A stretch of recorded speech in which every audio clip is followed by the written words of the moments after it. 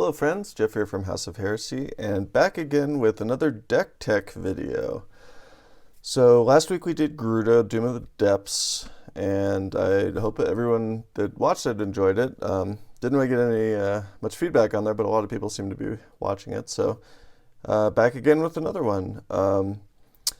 As always, this is more just the way I have built this deck. I am by no means an expert, and I've probably made plenty of mistakes, especially with this particular deck, just because there's so many different options. There's so many different ways you could go with it. So, without further ado, let's get into it. So today I'm going to talk about my Esika God of the Tree Superfriends deck. However, this is the side that will probably almost never get cast, except for one particular instance, which I'll talk about a little later on. Or at least that's the only time I ever cast it. So, the real commander of this deck is the Prismatic Bridge. And you pay Wooburg, and what happens is at the beginning of your upkeep, reveal cards from the top of your library until you reveal a creature or planeswalker card. Put that card onto the battlefield and the rest on the bottom of your library in a random order. So this happens on your upkeep, and you just get a free whatever, creature, planeswalker. If you have nothing, it'll just cycle through your deck and then go back to the top. So this is, I would say, probably 99.5% of the time, this is the commander that's coming out. It is an enchantment, so that offers some degree of protection over, say, a creature, because there's definitely more creature removal than there is enchantment removal. Esika's side, I'll go back to her real quick because I didn't really talk about her. So she's two green in a generic with vigilance. You can tap her to add one mana of any color, and other legendary creatures you control have vigilance, and you can tap to add 1 mana of any color. This is actually one of my first decks, probably my second deck that I really spent a lot of time on when I got back into Magic and then started playing Commander with my friends. One that I spent a lot of time and energy on building, but also that I've kind of stuck with. So with that said, my original Esika deck looks nothing like this because I actually built a God's Tribal deck based on the World Tree. So I would actually play Esika as a god and then work to get the World Tree out through some combos and stuff. So that's the commander. Like I said, Prismatic Bridge is almost always the way we're going to go, and this is a Super Friends deck. Super Friends meaning planeswalkers. So you have try to get a bunch of planeswalkers out, get a bunch of abilities going with the planeswalkers. Your other cards hopefully support the planeswalkers either through loyalty counter generation or protection or whatever. So we'll get into all of it. So let's start with the Super Friends. So this is where you could have a huge variance with how the decks are constructed. There's really no wrong answer. Obviously, some planeswalkers are inherently better than others, especially when you're talking building a deck. Oops, sorry, didn't mean to hit the camera there. Especially when you're talking about building a deck around it. However, this is just how these are the planeswalkers I've chosen to use, either because they're good or because I already have them or whatnot. So I'll kind of talk through them. I have the most any single planeswalker I have is Teferi, probably to very few people's surprise, because Teferi planeswalkers in general are just pretty good. There's really not a lot of downside to most of them.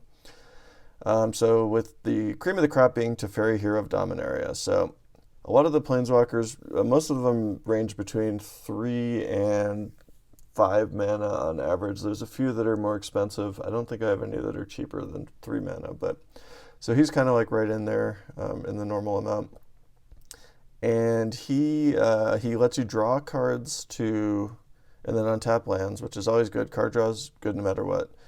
He can protect himself a little bit by putting any non-land permanent, not just creatures, into its owner's library, third from the top. And then if you can get his emblem off, then that's where it's pretty much game over, because whenever you draw a card, you exile target permanent and opponent controls. In Commander, this may or may not be as devastating as it sounds. If you don't have a way to draw a lot of cards, at most you're exiling 1 permanent, which could be lands, can be anything, each draw step. But just in general, it's like a real feels bad for the table, so they generally don't want to let you get that emblem off. So he's really a very strong one. This one's more because of the top line. This is a very good way to protect your board and stop any interaction with the Prismatic Bridge, triggering there, pulling these planeswalkers and creatures in on your upkeep. So he's on the cheaper side of it. He's one of the ones from War of the Spark.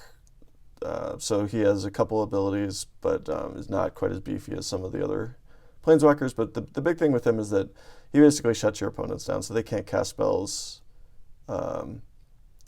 anytime. I guess this really isn't just a protection for you. This can have a big impact on the board in general because you're only allowing them to cast spells at sorcery speed. So even if they have instants or flash or whatever, they can only do it on their turn, essentially, on their main phases when they're allowed to do it.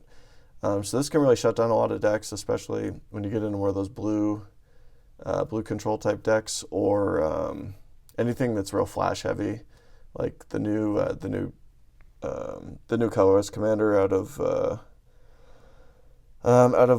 Brothers War, the Liberator. That one's really where it gives out all your color spells flash. Like this can be really detrimental to that. So this is another one that's kind of kill on sight. The plus ability, that's usually what I do just to keep him healthy.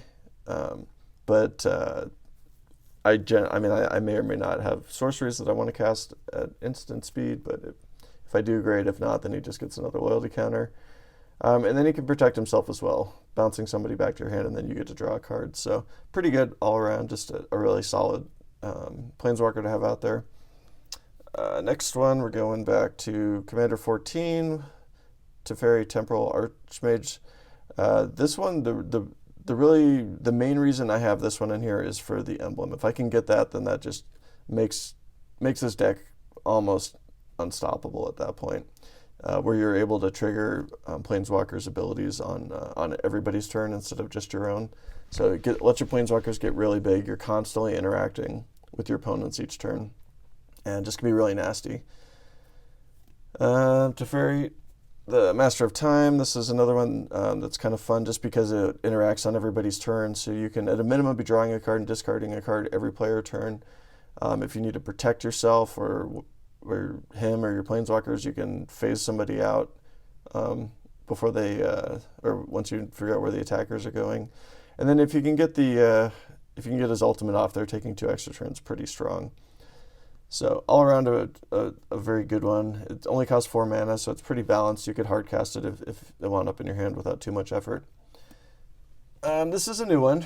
I just added him. Haven't really had a chance to play with him yet, but it seems like he'd be kind of fun. So this is out of the Brothers War, Teferi Templar Pilgrim. So big thing with him is you're generating loyalty counters as you draw cards. And there's a lot of, especially with Teferi, there's a lot of planeswalkers that let you draw cards. And then I don't have a ton of card draw. I have a little bit, but it's not really a focus of the deck. So this could be good or bad. The zero cost drawing a card's nice, obviously, because that gives it's really a +1 at that point. You can create some spirits to generate some protection, and then the ultimate is not terrible.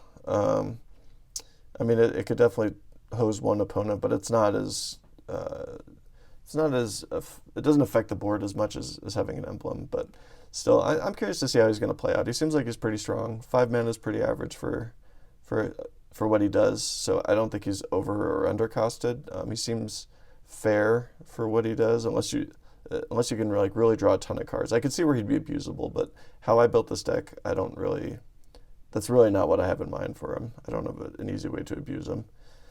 And then this is the one out of Midnight Hunt, so the Teferi Who Slows the Sunset. Really the only reason I have him in here is for the emblem, where you get to untap all your permanents during each opponent's untap step and draw a card during each opponent's draw step. His other 2 abilities are okay, but they're nothing to write home about. Costs 4 mana, he's not terrible. It's good enough to keep in the deck, I think, in the off chance that I'm able to, not the off chance, if I am able to utilize the other cards that I'll get into later to get his emblem off. It can definitely be a very powerful effect. All right, Nicobolas is the second most represented planeswalker in this deck. This one is a win con for me. Probably the main, if you're going to point to a win con in the deck, this is probably it. So his -8 ability, if your each opponent who doesn't control a legendary creature or planeswalker loses the game. And there's a lot of ways to remove planeswalkers and creatures in this deck and on the planeswalkers themselves. So if you can set it up right, especially if you start chaining extra turns, then you have a pretty good chance of making this a board wipe there. And on top of that, he also has all the loyalty abilities of all other planeswalkers on the battlefield, not just your own. So he's actually a pretty versatile planeswalker, because the more you have, the more abilities he has to generate loyalty counters to get up to that -8 if you're not able to do it through other means there. So he's really strong. I got Nicol Bolas Planeswalker. This one is just kind of nice to have. I generally don't hardcast him because he does cost 8 mana. But if I can get him out with the Prismatic Bridge, then there's really no reason not to have him out there. His +3 is destroying a non-creature permanent, so you can blow up lands, you can blow up mana rocks, pesky enchantments, other people's Prismatic Bridges, whatever. Or you can -2 him and just gain control of creatures. And then the -9 is pretty nice, but that's like with multiple opponents, it may or may not be as devastating as it seems there. And then the last Nicol Bolas I have in there is the God Pharaoh. So again, this is one that lets you kind of interact with people's hands. At 7 mana, it's a little pricey as well. This is another one of those ones where you'd like to pull it through the Prismatic Bridge and not have to hardcast it. It's just got a lot of utility on the card itself. He does a lot of different things, so it's pretty strong. So now we're going to get into just pretty much just one-off planeswalkers. Each of these is only going to be represented once. So Jace the Mind Sculptor, just a really strong, powerful card. Lets you essentially look at somebody's, essentially you're scrying for somebody and you get to make the choice for the +2. Or you can draw 3 cards, do a brainstorm on them, return a creature to its owner's hand. If you do get the -12, this one's a little tough. Most of the other planeswalkers, and we'll talk more about why that's important. Most of the other planeswalkers' ultimate abilities are double or less than than what their starting loyalty counters are. So this one at 3, even if you were to double it, you're still only at 6, and you're still only halfway to getting the -12. So I don't know if I've ever actually ulted him, unless it's just like every other thing is going well for me and it just happened to happen, because I usually don't try to do it because it's just so far away from the get-go there. But if you can get it off, you can really hose one individual player. So again, maybe not super relevant to the whole board, but if there's like one real problematic player for you or for this deck, then you could potentially just essentially remove him from the game. All right, Johnny, this is another new one. This one came out of Dominaria United, and I continue to get more and more positive about this one. I did build as close to a replication of this deck as I could on Arena for Historic Brawl, just because there's so many interactions going on. It was just a lot easier for me to learn it, since I can only play so many Commander games in a week, and I will only play the same deck so many times in a day that I'm playing. So I just wasn't getting a lot of repetitions, and I felt I was playing really slowly. So building this on Arena was kind of a nice way for me to learn. And I do highly recommend that for those that play Arena, that have the cards. It's not like a huge financial burden to buy a bunch of digital stuff. But if you're able to do it, I do recommend doing Historic Brawl. It plays very differently from Commander, since it's one-on-one, so it tends to be a much faster format. However, it really, for something like this where there's a lot of triggers that can happen, a lot of possibilities in the deck, with each planeswalker having 2 to 4 or 5 different choices at any given decision point, it is pretty nice to at least be able to start internalize some of that, so you get the muscle memory down to where you kind of know in a given situation, oh, I should do this because he's on the board, instead of having to read every card every time. I mean, everybody's different. Some people pick it up a lot more quickly, but for me and how I learned, like just doing it over and over again is very helpful. So anyways, getting back to this card in particular, this one's great on Arena, on Historic Brawl, having a single opponent. Because of the possibility of essentially ulting him the turn he comes in, as we'll get into later, like I said, the having the alternate win con of the poison counters is great. And this is the one situation where I will cast Esika, God of the Tree, as her creature self, because that's another trigger for this. So if you can get them up to -6, or get them up to a 6 or higher, you get an emblem with whenever you cast a creature or planeswalker spell, target opponent gets 2 poison counters. So you can basically get to the point to where you kill somebody off within a turn or two, or you make it really uncomfortable for them, get them up to like between 6 and 8 poison counters, and they're probably not going to be too happy about it. The other abilities aren't terrible. I'll use the +1 obviously to get to that 6. I don't really use the -3 very much. That would be pretty situational. I'm not relying on creatures to carry the day for this deck, so I may or may not have creatures out. In fact, most of the time I probably don't, because a lot of my protection involves destroying creatures, including my own, so may or may not happen. But generally speaking, the +1 or the -6 is kind of where it's at for me. Getting to use the Phyrexian alternate cost is nice, but the penalty for that with this card, and then with I forget who the other planeswalkers were in. I guess you had Jaya, and I feel like there was 3. But anyways, the penalty for using the Phyrexian with him is that you come in with 2 fewer loyalty counters. So if you pay that alternate cost, you're coming in with 2, and that's a lot further away to get to that ultimate. So I generally don't do that unless I absolutely have to. It's like my only play for the turn or something like that. But I'm really high on this card. I think it's a lot better than what people might be giving it credit for. Especially in Commander. So if you get that emblem out, then every turn you're casting something is a problem for the board. Especially if other people are using poison. If you have a lot of people that like Infect or real Phyrexian heavy or something like that, I'd play with Blightsteals, although really a Blightsteal's a one-shot kill. But I just think it's a pretty good card. All right, next up we got Chandra, Awakened Inferno. This is the M20 version. Spell can't be countered, which is nice. It's always good to be able to put something on the board you can guarantee will get on the board. The big one for this one, she's really good at dealing with problematic board states, but in the absence of that, her +2 is just good. It's especially when you're talking like 3 or more other players around the table with you, just constantly dealing damage, and these stack. Every time you +2 her, they're getting another emblem with that. So if you can keep her on the board for a couple turns, it might not sound like much, but losing 3 or more life a turn, every turn with no way to interact with it, can really add up pretty quickly. Can hasten the game quite a bit.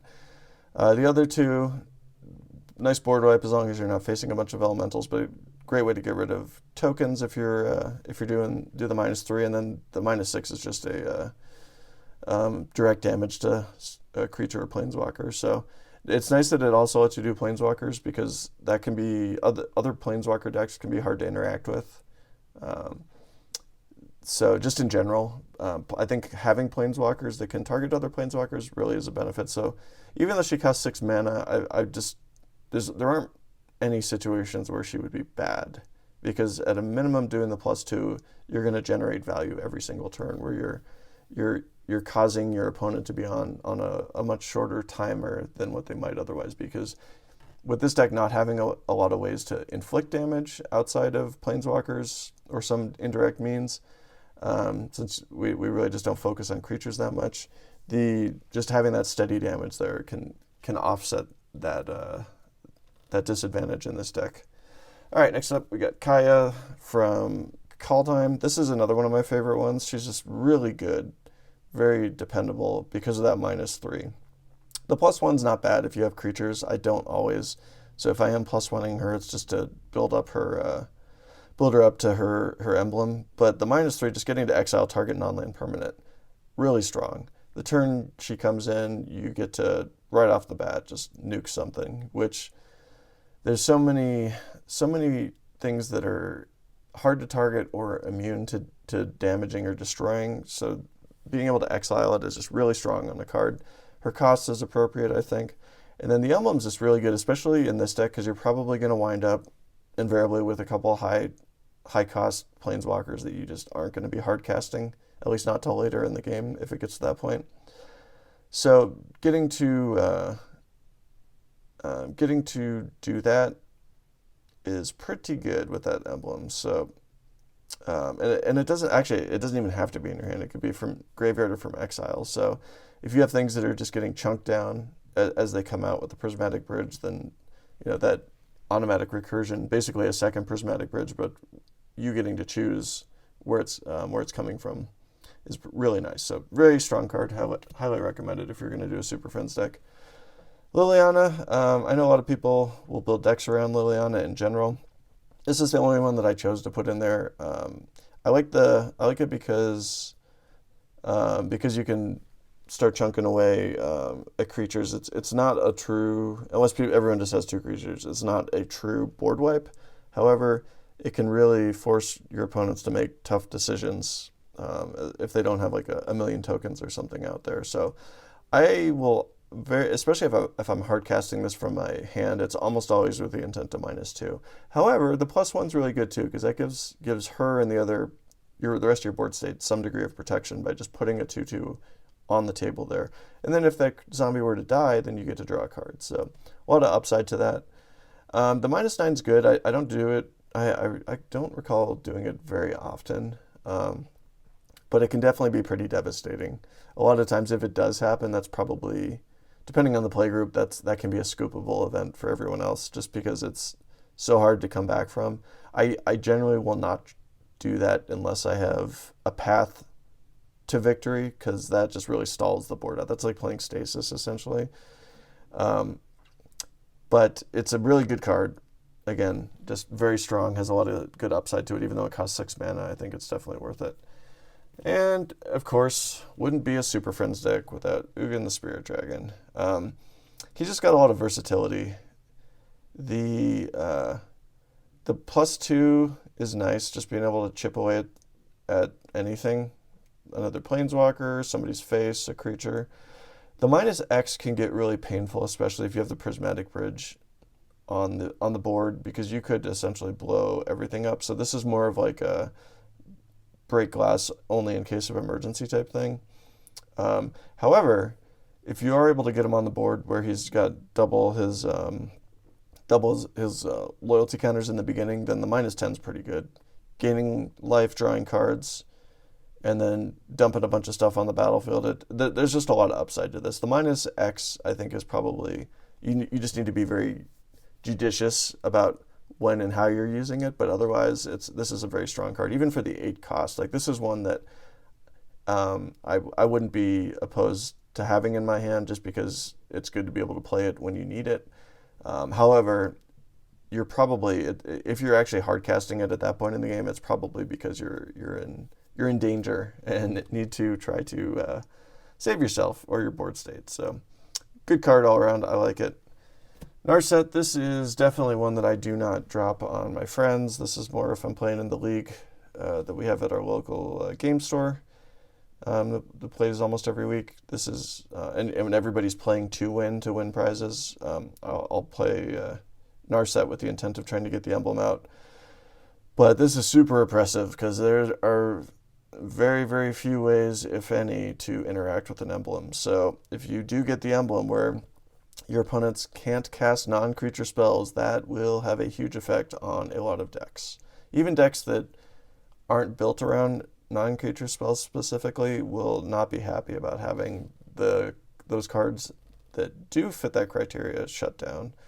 The rest of her is not terrible. I mean, she only costs 4, so that's good. That's right, kind of on the more economical side. Does let you try to filter for stuff. Non-creature, non-land, it does mean planeswalkers, so you have a good chance of getting something that you want. The -2 can be a little bit situational, as you'll see as I get through the instants and sorceries, but could be pretty good depending on the situation there. But yeah, she's definitely a assault-inducing card there with that emblem. Tameo, Field Researcher. This is kind of again more for the emblem. You get to draw 3 cards, and you get an emblem with, you may cast non-land cards from your hand without paying their mana cost, which again means planeswalkers. So if you can get that off, then you can just be chunking through your hand there pretty effectively. The other two stuff's decent, and again, she's pretty affordable at 4. So an all-around good card. Narset, this is another one of those cards that most people hate to see when it gets on the battlefield, because especially in Commander, card draw is a pretty big deal, and a lot of decks are built around drawing a lot of cards. So she is usually a kill on sight for most people. The filter aspect, the -2, I will use because again, it'll pull planeswalkers into your hand if you want them there. I don't always want them there. It's like sometimes I'd rather have let the Prismatic Bridge bring them out, but still just an all-around good utility card and has an immediate effect on the board once you play her. And then these last two start as creatures but can become planeswalkers. So first one here, Nicobolus. He's just pretty good in general. Having a flying 4/4 is pretty solid, and then making your opponent discard a card. So I just like having the body. I'm never sad to see this one get pulled out with the Prismatic Bridge. There are some creatures that you'll see as we get into this that I definitely would rather not ever have the Prismatic Bridge pull out. It is a feels bad when you're pulling some of those out. But this one is pretty good. And then you can always pay the 7 mana to exile him and return him as Nicobolus the Arisen. And he's got some pretty good abilities there. Obviously drawing cards, always good, and getting to draw 2 cards for +2 loyalty is really solid. You can nuke something, a creature planeswalker, pretty much guaranteed to kill at most things. Bringing in, or having the recursion there is nice, especially with how many planeswalkers usually end up in your graveyard throughout the game. And then, again, kind of like Jace, the Mind Sculptor, the -12 is just pretty mean. But this one, unlike Jace, this one, if you have a way to double on ETB, double the loyalty counters on ETB, this is really good. Or it'll happen. So really solid card. I like it. I think it's just having the flyer, because this deck does not have a lot of ways to deal with flyers, and that's historically the bane of most planeswalkers, because a lot of people just don't have the ability to protect them that way.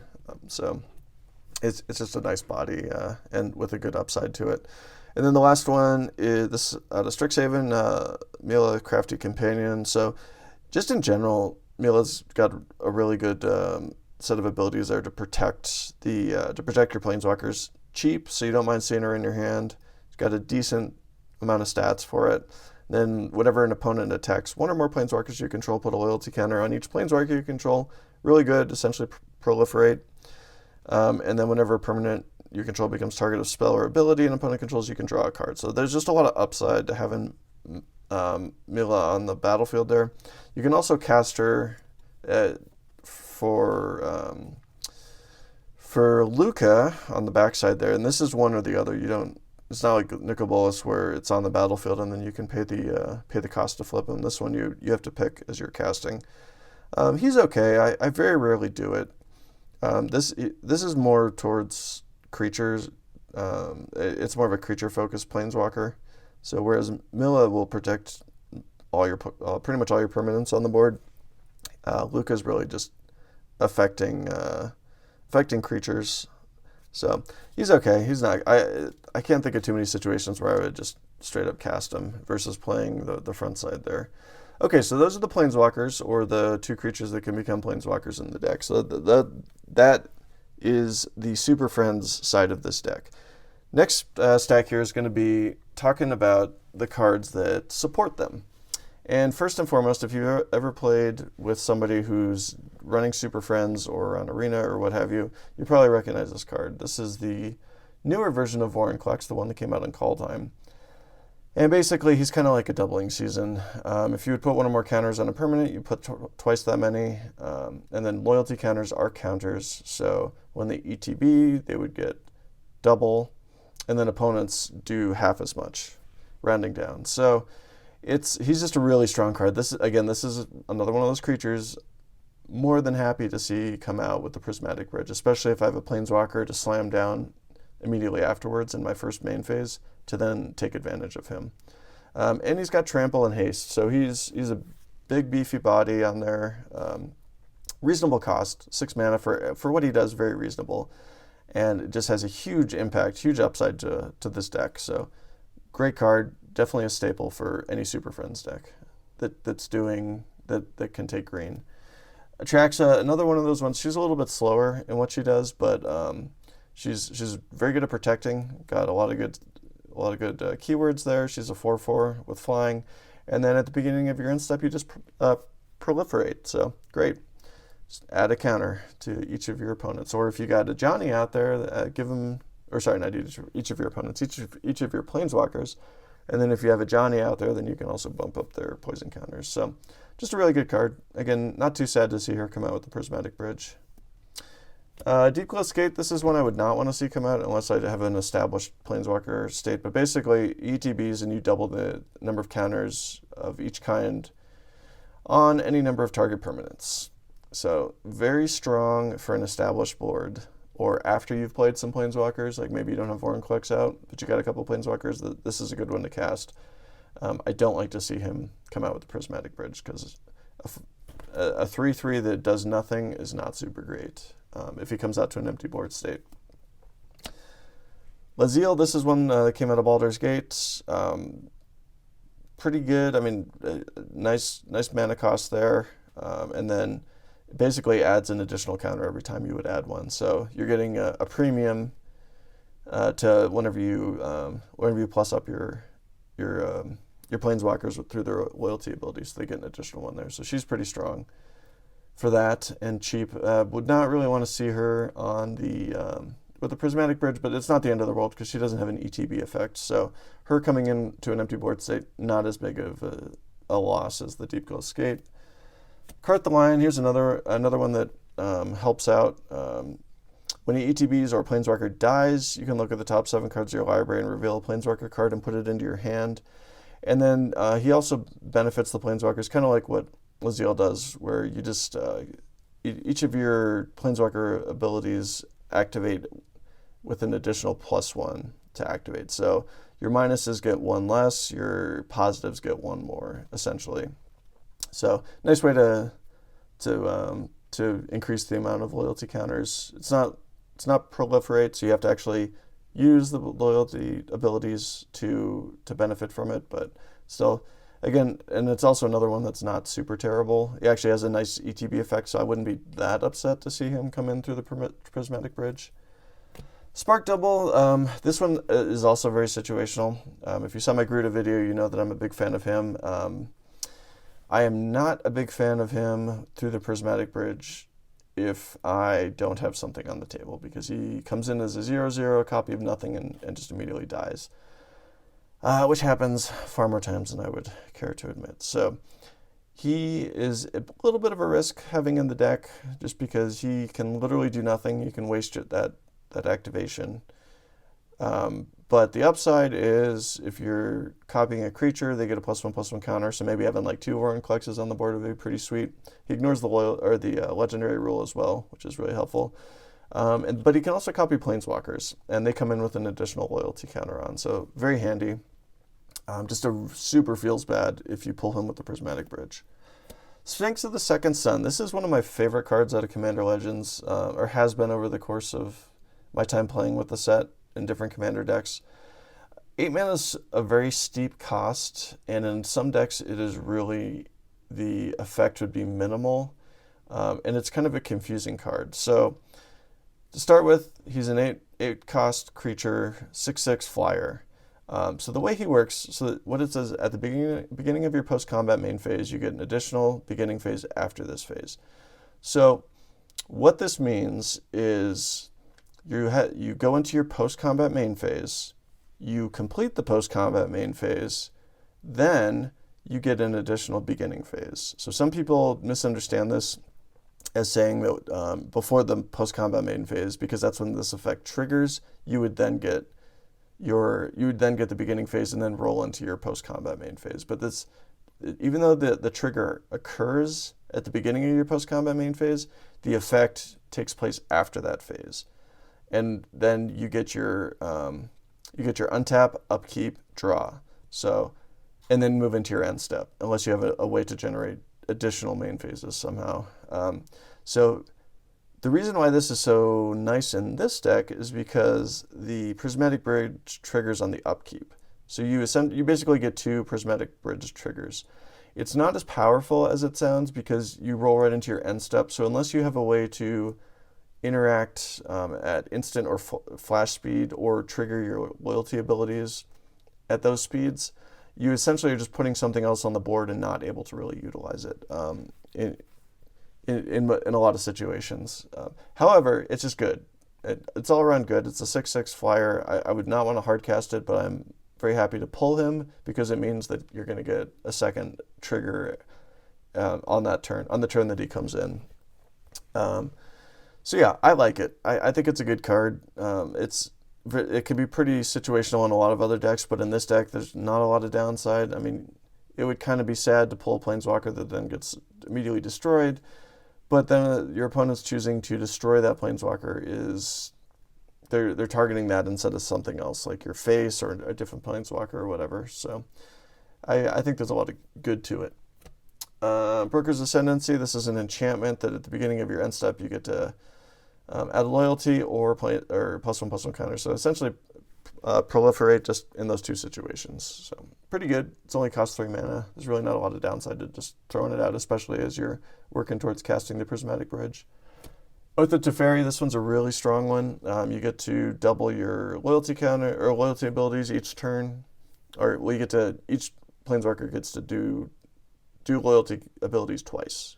So you're not doubling them per se, but you could choose 2 different activations for each Planeswalker. The initial part can be a little situational. A lot of times I'll just bounce a tapped land because I really don't care. Usually, unless you have like heavily minus to Planeswalker, exiling it and then having it come back at your end step is similar to the Consecrated Sphinx, because when it comes back in the end step, unless you have a way to activate them at instant or flash speed, you're really not going to benefit from it, except that they come back in with full loyalty. So that part's a little situational. If you have a good ETB, like say like Deep Glow Skate or something like that, could be nice. But in general, this is more just it's more for the second half there. So pretty strong. It can be a little on the pricey side, but once you got the once you have the Prismatic Bridge out, then throwing this out in a subsequent turn is pretty good, especially if you're already starting to build up your Superfriends pool there. Oath of Nissa, this one's a little bit cheaper. The first part's nice. You can look through your filter through the top of your deck there, get what you need out of it. But really, the last part's just very helpful because you in a 5-color deck, it can be a little bit challenging, especially for some of the more expensive Planeswalkers. Even if you already have like 6 or 7 lands out, you might not have the exact color combination that you need at that point. You should be guaranteed at least Wooburg, hopefully, because you've already got your Prismatic Bridge out. But yeah, just in general, just having the ability to fix your mana is really nice in a 5-color deck. Even though it's only for Planeswalker spells, I think it's still pretty strong. Urza Assembles the Titans. This is another new one. This came out of Dominaria United. Unlike previous sagas, this one has the read ahead rule, so you get to choose where you start with it. So if you got a handful of crazy expensive Planeswalkers, you can cheat them out more quickly, which is nice. And then the third effect is just really good. Just getting to double your loyalty counters is really nice. If you start with the first one, that's fine too. Like you might not have a Planeswalker to put into your hand, but this will help make that a little bit more of a reality. So it's a good card. I like it. 5 mana is a little bit pricey, but for the utility that you get with the read ahead, I think it's worth it. Here is probably one that most people are familiar with. This is 100% a must-have in pretty much every Planeswalker deck that can take green, similar to Vorinclex.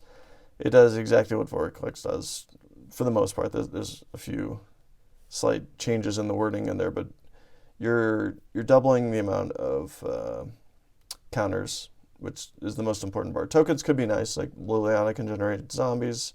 There's a couple other ways to generate stuff potentially, but the big thing is you're doubling counters. So having doubling season out early is great.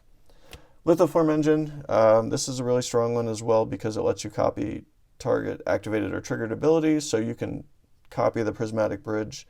As long as this is on the board with the Prismatic Bridge, you, in almost every situation, would be able to do that because that occurs in the upkeep, which is after untap. that means that you should have the mana to be able to do this. So a lot of times, especially if you don't have much in your hand that you really want to play, it's just better to spend 2 mana and get a second trigger off the Prismatic Bridge. So really good card.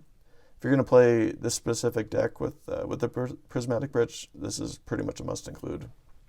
Rings of Bright Hearth is similar, except this is just whenever you activate an ability. So this could be a planeswalker ability, this could be a mana ability. You're just paying 2 and doubling that ability. It could be the Prismatic Bridge as well. Well, actually, that one's a triggered one, so it has to be activated. But yeah, with planeswalkers, this is a really strong card. And this one is just pretty good. It's a little situational, but for what it costs, essentially 2 mana to turn one of your planeswalkers into a creature, has the potential to be very strong depending on the board situation. The downside, one of the many downsides to turning your planeswalkers into creatures is they become much easier to interact with for most decks. So that might be bad. But it might be good if you are able to swing for lethal or something to that effect. You got like somebody with like a 8 loyalty counter, or 8 loyalty. If you have a planeswalker with like 8 loyalty or something like that, you're hitting somebody in the face for 8 damage, especially if they are on the board and don't have summoning sickness. So just a pretty strong card. It can be situational, but it gives the deck some utility. Makes up for the fact that we're not really relying very heavily on creatures, so this can kind of offset that sometimes. Next up, this stack is more about just trying to find stuff. So Arena Rector's really strong. If it dies, you can exile it and then search your library for planeswalker, put it on the battlefield, and then shuffle your library. So this goes any way that you have, or any interaction that you have with a destroy or remove creature ability is pretty nice, because then you could just do it to yourself. Since it's letting you search and then put it on the battlefield, you can pretty much do what you need to do for any situation with that. You need to blow something up, cool, pull Kai out. If you need to win the game and you have like Vorinclex or Doubling Season, pull out one of the Nicol Bolas's or something to that effect. So just a very strong card. This is another one I'm not super sad about seeing get pulled with the Prismatic Bridge, because I know it will turn into a planeswalker almost every time. So say Weatherlight Captain, very strong. If you have the Prismatic Bridge out, she is immediately a 7/7, and you can pay 5 to pull a 7 cost a 6 cost or less permanent card out. And as you saw going through all the planeswalkers, a good chunk of them are 6 or less. So it's a really strong card, and it doesn't care if she's summoning sick or not. So if this gets pulled out with the Prismatic Bridge, you can pay the Wooburg and then just pull out whatever legendary permanent you want, whether it be a creature, planeswalker, whatever. It's very strong, and you're not sad to find her in your hand, because she only costs 3 to cast. So really good. Vampiric Tutor, we all know what it does. Just a nice way to find what you need. And then the last two basically do the same thing. They're recursion on a grand scale. Primeval's Glorious Rebirth is a little bit less restrictive to cast for the mana, for the colors that you need. They both cost 7. But you're only returning legendary permanents from your graveyard, whereas Eerie Ultimatum is any number of permanents. So may or may not matter. Eerie Ultimatum is great in Commander because pretty much all your permanents are going to have different names, unless you're talking basic lands. But just they're nice to have, especially if the game's going into later turns and you are getting dealt with consistently. This can be very quickly a way to turn the game around, because you just dump everything that's in your graveyard on the battlefield, assuming it doesn't get countered. So just really strong. Next pile, this is Protection. So Teferi's Protection is a classic card. Really no reason not to put it in there. Just gives your board some protection so you can survive to your next turn. Semester's End, not quite as ultimate of a protective spell, because they will come back in your next end step. And again, like similar to some of the other cards that we've talked about already, you may or may not have a way to interact with your cards that return. They do enter with additional loyalty counters, or if they're creatures, an additional +1/+1 counter on them, so that part's nice. But may or may not be helpful depending on the situation. And then, of course, Heroic Intervention, because it's always nice to turn your stuff hexproof to where they can't be targeted. All right, so the top is mostly the Planeswalker specific stuff. So we got the actual Super Friends, the supporting cast, different ways to pull your stuff out from the graveyard or find it in your deck, and then ways to protect it. Bottom row is more just generic effects, so things that you'd find in most commander decks. First up, you got board wipes, and you will find most Super Friends decks run more board wipes than what a lot of other decks do, because we don't rely that heavily on creatures, so we really don't care if we're blowing up all the creatures. So it's actually a lot better for us, because that's a lot fewer potential threats to our Super Friends. So Farewell, I think this is one of the best cards to come out of 2022. I am really, really high on this card. I think it is just super strong and versatile for what it does. 6 mana is a little on the pricier side, but the fact that you can choose what you're doing and it exiles is just really, really good. This is definitely, if I had to pick a favorite card from 2022, this is probably it. Brothers War kind of made that a little bit more challenging because there's some really fun cards in there, but Farewell in general, just really strong card, getting to exile one or more of these, and you can really tailor it. And Planeswalkers is not on there, so you just don't have the ability to blow your board up if you're trying to protect your Planeswalkers. So great card all around. I love it. Dam is kind of like Wrath of God. It can either be single target removal, or you can pay to just overload and destroy all creatures. It's just got a little bit more versatility than Wrath of God, because you can just pay the 2 black to destroy a single target. Supreme Verdict, a great board wipe that cannot be interacted with, so very strong. It's not split second, so there are ways to protect your stuff with this on the stack, but it's going to happen whether your opponents like it or not. So great board wipe. And then, of course, Wrath of God itself, because why not? Toxic Deluge. Again, this is another one of those kind of one-sided ones where, well, I guess this one technically isn't one-sided. If you don't have any creatures, it is, but it's just another nice way to deal with board states and can get around indestructible. So just an all-around good card, very strong for this. And then, of course, Cyclonic Rift, which is one-sided, so that you can either target one thing or you can overload it, which is what most people do, and bounce everyone else's stuff back to their hand. So great card, very versatile. I would say probably a must-include, especially if you're doing Super Friends with blue. And you got some single target removal. So Swords to Plowshare is kind of going after that exile effect, because it's a lot stronger than Destroy. Same thing with Anguish to Making. The Elder Spell, this is a potential win con for you if you don't have a way to necessarily double stuff that's coming in, like with Foreign Collect or Doubling Season. If you have a Planeswalker that can win you the game or can provide an immediate, very strong effect, then you can destroy any number of Planeswalkers, either yours or somebody else's, to put 2 loyalty counters on it for each Planeswalker destroyed this way. So you could definitely, out of the blue, just blow up 3 or 4 Planeswalkers that aren't necessarily going to do much for you to dump all that loyalty into one that will, and then have a very strong effect. So even though you may or may not use it on your opponents, it's a really good way to give yourself some high value. And then obviously there's ways to bring all those Planeswalkers back if you need to. So it's a nice way to do it, and a lot of people just aren't expecting it. And then, of course, you got a couple protective spells there. So I just threw Mana Drain and Counterspell in here. I probably should put more in there to protect like the Prismatic Bridge and stuff, but I'm willing to just kind of roll with it. Got a couple value enchantments. Rhystic Study for card draw, Smothering Tithe for treasure, which is always nice. Anytime you can generate treasure, that makes it easier to cast the Prismatic Bridge. You're less worried about which colors of lands you have on the board, which rolls into the ramping. So Chromatic Lantern is probably one of the top cards you want to put in here for a 5-color deck in general, but especially one that you really, to do what you need to do, you need all 5 colors out there, because it just gives all your lands add 1 mana of any color, which is really strong. So definitely worth putting in there.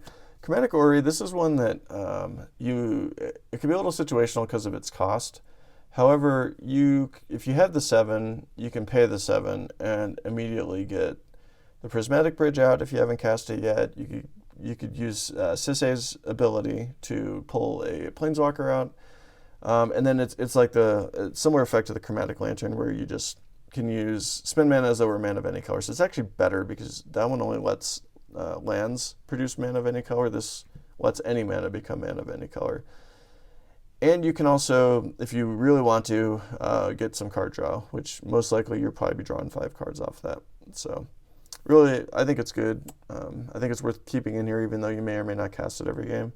Commander Sphere, just a nice way to have that extra mana fixing, and then also draws a card. Same with Arcane Signet. Soul Ring, not unless you have the Chromatic Orrery out, you're not going to be getting colored mana out of this, but it's still really strong. Must include for almost every deck. 3 Visits is a nice way to find a forest card, which is, when we get into the lands, you'll see can be a lot of different things. Same with Farseek, everything but a forest.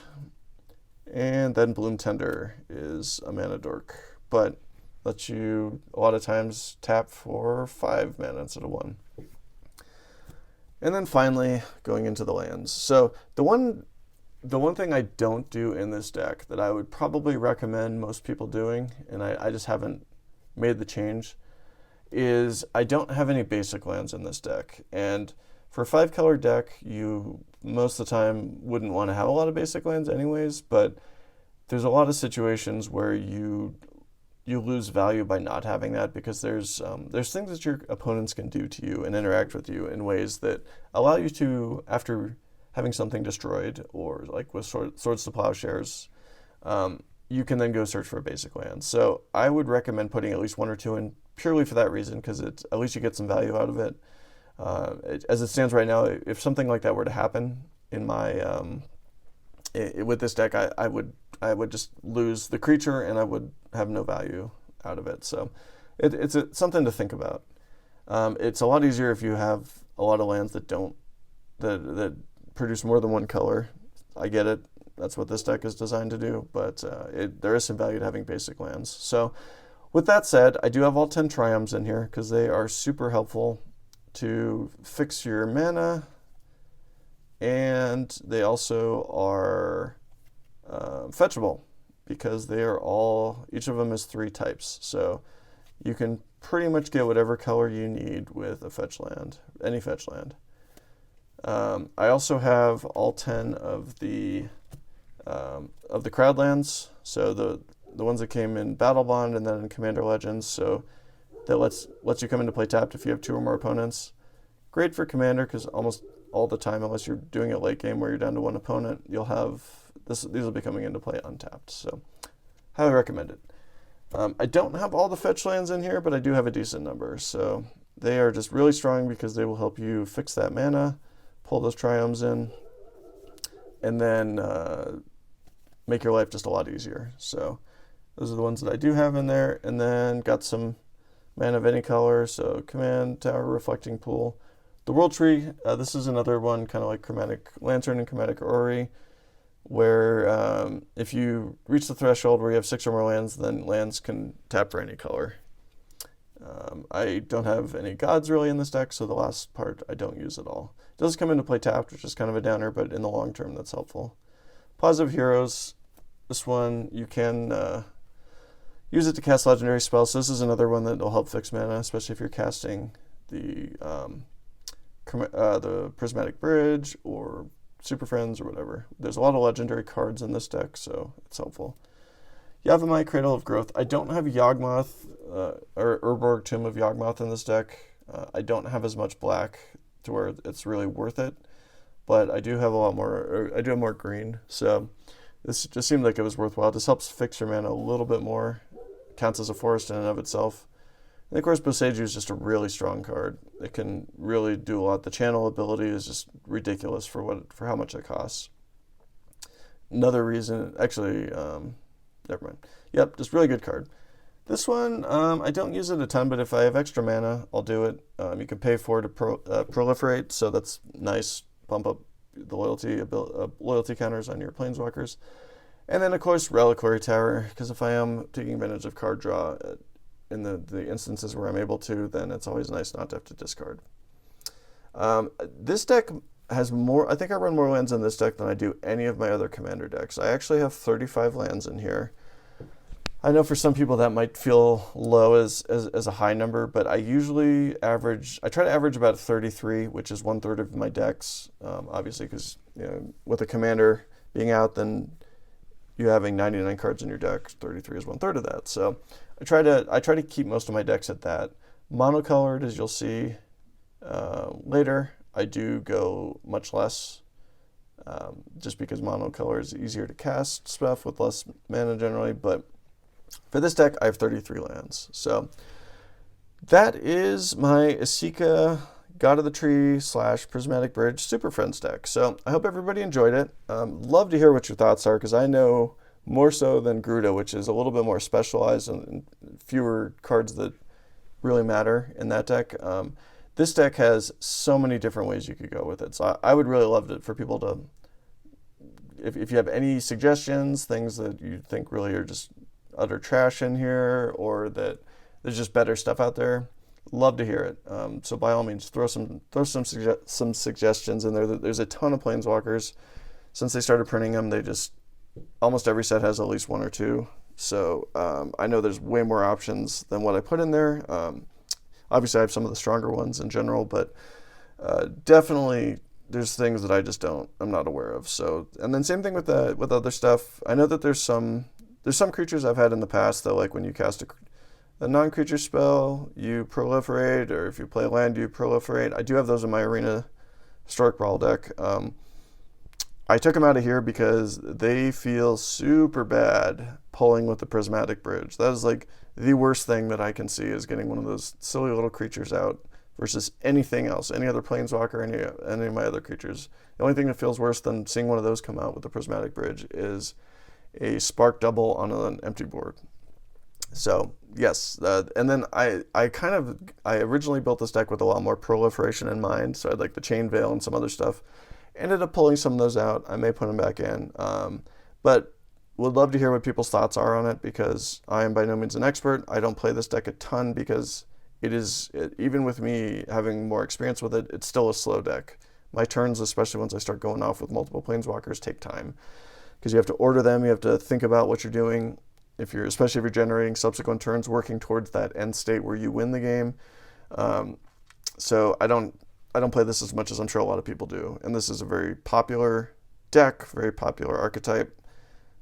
So yeah, love to hear what your thoughts are. So hey, if you made it this far, thanks for watching. This is probably my longest video yet, and I apologize for that, but I had a lot to talk about. I hope you all enjoyed it. If you did, please give the video a like. I'd love to get that feedback. Know that you're enjoying me doing these deck tech videos, in addition to all of my crack packing. If you want to see more, please subscribe. I do put content out every single week. Tuesdays and Thursdays, you get crack packing episodes or box breaking.